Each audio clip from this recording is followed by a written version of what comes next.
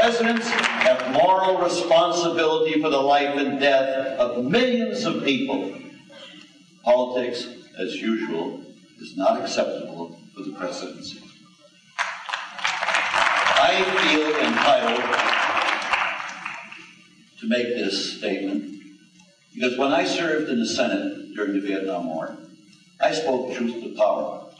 I officially released the Pentagon Papers, and as a result, Richard Nixon sued me all the way to the Supreme Court of the United States. I successfully filibustered to force the end of the military draft. I filibustered alone and with others to end the appropriations for the Vietnam War. Those are my credentials. I've been there, and I know how hard it is to oppose the majority of your peers. I ask that you hold other presidential candidates to the same standard. Political leaders who hold the opportunity and the power to have stopped the Iraq War before it could get started and did nothing. They did nothing. America's current political leadership must not continue to avoid the obvious. Our presence in Iraq exacerbates the problem. 80% of the Iraqis want us out, and 70% think it's okay to kill American soldiers. We made a grave mistake. We should have the courage to admit it. We must bring our troops home now. Not 6 months from now, not a year, now. One more American death for our vital interest, it's not worth it. And we all know vital interest is a code word for oil. If we don't bring our soldiers home now, what will we tell the families of those killed and maimed between now and some future arbitrary date? The sooner we get out of Iraq, the sooner we can turn to the international community for diplomatic solutions to bring an end to the sectarian civil war that we caused. The Democrats in control of Congress need to act resolutely. And I'm not talking about some mealy-mouthed, non-binding resolution. They need to precipitate a constitutional confrontation with George Bush. Under the Constitution, the Congress is the only body that can declare war. Implicit in that power is the power to make peace, the power to end war.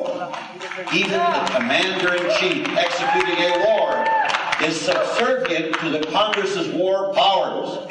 The Founding Fathers specifically created this constitutional check on the executive authority. And it was reaffirmed by the War Powers Act of 1973. Congress is our only hope to end this carnage before January 20th, 2009. Carnage and death that George Bush unleashed on the world. Our nation is in crisis. This crisis is greater than most people realize, and in some ways more significant than terrorism and the Iraq War. We have become a nation ruled by fear. Since the Second World War, various political leaders have fostered fear in the American people.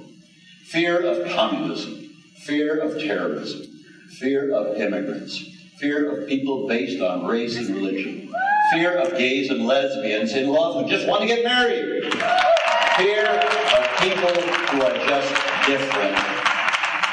It is fear that allows our political leaders to manipulate us all and distort our national priorities. Fear has allowed our political leaders to spend more on military armaments than is spent collectively by all the other nations in the world. Who are we afraid of? Are we that paranoid? Despite the trillions of dollars we spend on defense, the Bush Pentagon sent our soldiers into harm's way in Iraq without the proper body armor or sufficiently armored Humvees. And worse, the Bush administration plays games with the problems of our veterans, in effect waging a budget war against the only Americans who made sacrifices for George Bush's oil war. Shame on you, George Bush, letting the profits of arms contractors trump the needs of our veterans.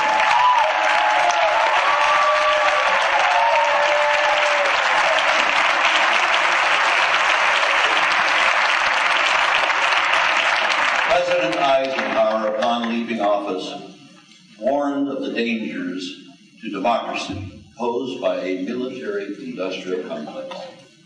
Since his warning, we have seen a rise in the culture of militarism.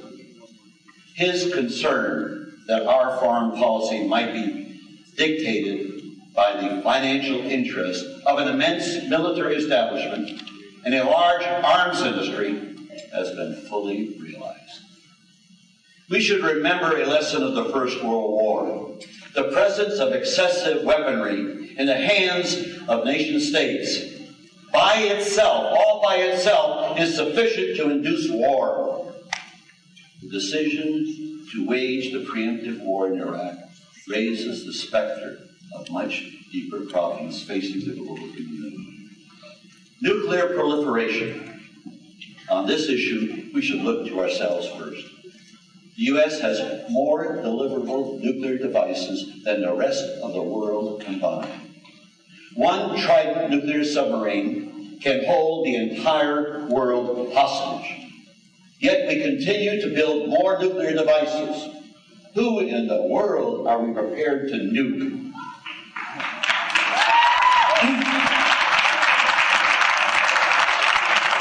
We started an arms race in space a decade ago, without provocation. Now the Bush administration is pressuring Eastern European countries to let us station anti-ballistic missiles on their soil. Most Americans are unaware that the Bush administration, under the cover of the wars of Iraq and Afghanistan, has been aggressively initiating a new arms race with Russia and China, whose defense budgets are minuscule compared to ours.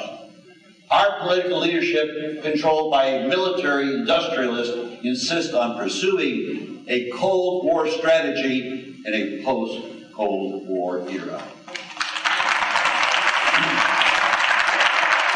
American politicians often boast of American exceptionalism.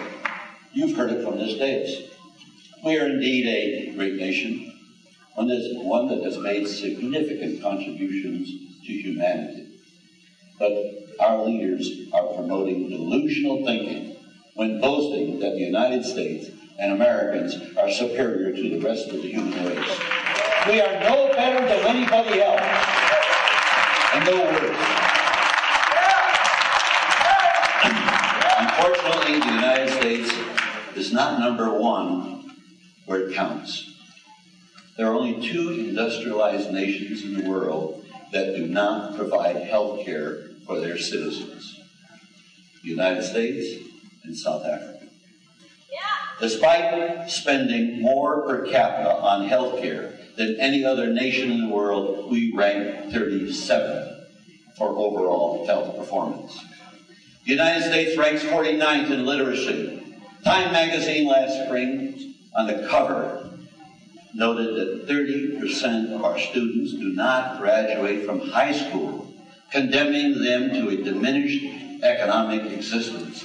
How can we ever compete in the world with that yoke around our neck? 30% don't graduate from high school.